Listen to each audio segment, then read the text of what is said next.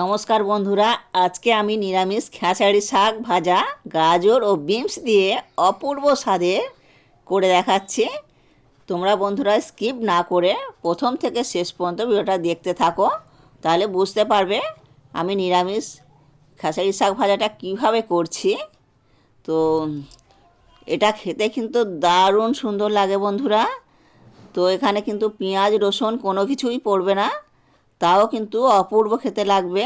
আর ডাল আর এরকম কড়াই শাক ভাজা হলে কিন্তু ভীষণ ভীষণ সুন্দর খেতে লাগে। তো আমি এখানে মূল স্রোতে ফিরে আসছি। তো এই দেখো বন্ধুরা, এখানে আমি 300 গ্রাম কড়াই শাক কিনে এনেছি।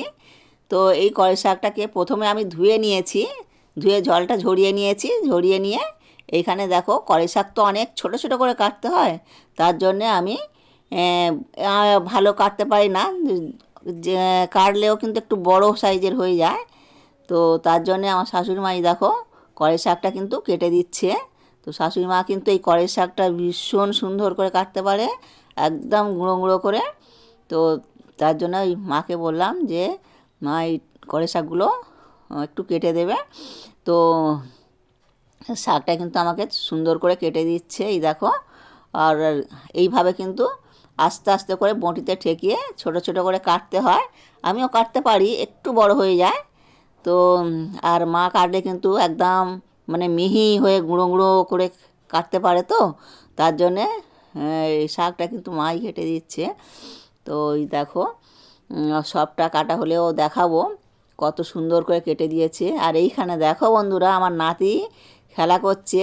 তো প্রতিদিন এখানে মানে মাদুর পেতে খেলতে থাকে, আর রোজ খেলে। আর মেয়েকে দেখো কত সাজিয়ে স্কুলে পাঠাবে। তো এই খেলাটাও রোজের চলে। এখন যেহেতু স্কুল ছুটি আছে, তো 23 তারিখ থেকে স্কুল খুলবে। আর এই দেখো পাউডার মাখাচ্ছে, সাজিয়ে গুজিয়ে মেয়েকে খাইয়ে তারপরে কিন্তু স্কুলে পাঠাবে। তো ভীষণ যত্ন নেয় মেয়ের প্রতি। আর হাট একটু খোলার চেষ্টা করছে, আমি বললাম যে থাক, হাটটা খুলিস না গো, দেখতে খারাপ লাগবে। তার জন্য আর খুললো না। আর এই দেখো মায়ের কিন্তু হাতেরটা কাটা হয়ে গেছে, আবার ফের নিয়েছে। এই দেখো এইভাবে কিন্তু সুন্দর করে গুছিয়ে নিতে হয়, এরকম করে সুন্দর করে গুছিয়ে নিয়ে। আর এই দেখো, আর মাঝখানটা প্রথমে এইভাবে কাটতে হবে। তারপরে এই দেখো এই দুটোকে আবার একসঙ্গে করে জুড়ে নিতে হবে, এরকম করে জুড়ে নিয়ে। আর বটিতে আস্তে আস্তে করে এরকম ঠেকিয়ে আস্তে আস্তে করে একদম মিহি মিহি করে গুঁড়ো গুঁড়ো করে কাটতে হবে। তো ও যে এবারে মেয়েকে স্কুলে পাঠাবে সেইটা চিন্তাভাবনা করছে। আর এখানে তো অনেক বড়লিন ফড়লিন দিয়ে রেখেছে, আর রান্না করেছে, বলছে বড় মাকে খাওয়াবো আজকে। আর এই দেখো কড়াই শাকটা কাটা হয়ে গেছে সম্পূর্ণ। তো এখানে দেখো আমি কয়েকটা মানে 7-8টার মতন কাঁচা লঙ্কা দিয়েছি। তো এগুলো ছোট ছোট, আর ঝাল নেই বেশি।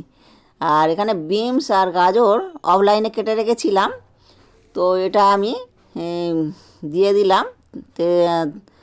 একটুখানি লঙ্কাটাকে ভেজে নিলাম তেলের মধ্যে, তারপরে কিন্তু এটা দিয়ে দিলাম। এটা এবার একটু ভাজবো। আর লবণটা আগে দিয়ে দিচ্ছি, যেহেতু কড়াই শাকটা তো এর মধ্যেই দেব। তো আর এটা আর সিদ্ধ করব না। আর তেল আর লবণ দিয়ে একটু ভেজে নিলে না খুব সুন্দরভাবে, মানে খুব সফট হয়ে নরম হয়ে যাবে। তো তার জন্যে আগে ভেজে নিলাম। এই দেখো আমার কিন্তু ভাজা হয়ে গেছে, একটু বেশি করে তেল দিয়ে ভেজে নিয়েছি, এটাকে বেশ ভালো ভাজা হয়ে গেছে। এবারে কিন্তু এর মধ্যেই আমি শাকটা দিয়ে দেব। আর বন্ধুরা তোমরা একবার হলেও মানে কড়াই শাক, মানে খাঁসারি কড়াই শাক, এটা খাঁসারি কড়াই শাক ভাজা করে খেয়ে দেখবে, ভীষণ ভীষণ সুন্দর খেতে লাগে। তো এখানে কিন্তু আমি এই বিনস আর গাজরটা দিয়েছি ছোট ছোট করে কেটে, যতটা ছোট পারা যায় ততটাই ছোট করে কাটতে হবে। তো এই গাজর আর বিনস দিয়ে করে খেলে মানে শাকটা ভীষণ সুন্দর খেতে লাগে। আবার বলছি, তো তোমরা কিন্তু মিস করবে না। এই শীতে এখন প্রচুর পরিমাণে কড়াই শাকটা বাজারে পাওয়া যায়, তো একবার হলেও তোমরা করে খেয়ে দেখবে। আর বিশেষ করে এই সময়টা শাকটা কিন্তু ভীষণ ভালো পাওয়া যায়, কেননা প্রথমে যে শাকটা কাটা হয় সেই শাকটা কিন্তু একটু শক্ত হয়। আর তারপরে এখন তো মানে একবার কাটা হয়ে গেছে, এবারে যে শাকটা বাজারে বিক্রি হচ্ছে এটা কিন্তু ভীষণ নরম হবে। আর ওই শাকটা মানে ভাজা করলে ভীষণ সুন্দর খেতে লাগবে। আর ভাত পাতে যদি ডাল আর এরকম শাক ভাজা হয় বন্ধুরা, তো আর কোনো কথা নেই, এই দিয়েই কিন্তু ভাত খাওয়া হয়ে যাবে। আর কড়াই শাকটা তো আমরা সারা বছর পাবো না, আর এই শীতের সময় যা পাবো, তার জন্য কেউ একটুও মিস করবে না। এটা একবার হলো ভেজে খাওয়ার চেষ্টা করবে, খেতে অপূর্ব লাগে। তো এবারে ধীরে ধীরে এটা কিন্তু লো ফ্লেমে ভাজতে হবে, লো ফ্লেমে আর ধীরে ধীরে ভাজতে হবে। আর মাঝে মাঝে কিন্তু একটু ঢাকা চাপা দিতে হবে, আর একটু ঢাকা চাপা দিলে বেশ নরম হবে। আর এটা তো মানে এই কড়াই শাক ভাজাটাতেও জল দেওয়া যাবে না, জলটা দিলে কিন্তু খেতে ভালো লাগবে না আর ভাজাই যাবে না তাছাড়া। তো তার জন্য একটু ঢাকা চাপা দিয়ে লো ফ্লেমে ভাজতে হবে। আর এই লো ফ্লেমে ভাজলে কিন্তু তাহলে কিন্তু ভীষণ সুন্দরভাবে ভাজা হবে আর অথচ চুংবে না। আর এখানে দেখো আমি ধনে পাতাটা দিয়ে দিলাম। আর আমি যেহেতু বিট আর গাজর আর বিনসের সঙ্গে লবণ দিয়েছিলাম, তো তার জন্যে কিন্তু এখানে আমি একটু বুঝেই লবণটা দিলাম, তো যাতে মানে শাকে নুন বেশি না হয়ে যায়। তো তার জন্যে সেই বুঝেই কিন্তু লবণটা দিতে হলো। তো এবারে আমি এই দেখো নাড়াচাড়া করে কালারটা কতটা চেঞ্জ হয়ে গেছে দেখো বন্ধুরা। তো এইভাবে কিন্তু ভাজা হবে। আর এবারে আমি একটা পাত্রে তুলে নেব। আর ঢাকা চাপা দিয়ে করলে দারুণ সুন্দর খেতে লাগে। আর দেখো কতটা শাক, মানে আমার এক চুবড়ি শাক দেখো কতটুকু হয়ে গেছে, কিন্তু এরকম কমেই যাবে, তবে কমে যা খেতে ভালো লাগবে। আর এই শাক যত চেপে চেপে একটু ভাজা যাবে আর একটু ঢাকা চাপা দিয়ে ভাজা হবে, ততই কিন্তু খেতে সুন্দর লাগবে।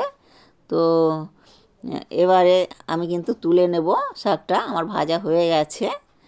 তো এই দেখো আমি একটা প্লেটের মধ্যে তুলে নিলাম। তো তোমরা বন্ধুরা এই ঠান্ডাতে অনেক সাবধানে থাকবে আর ভালো থাকবে, সুস্থ থাকবে।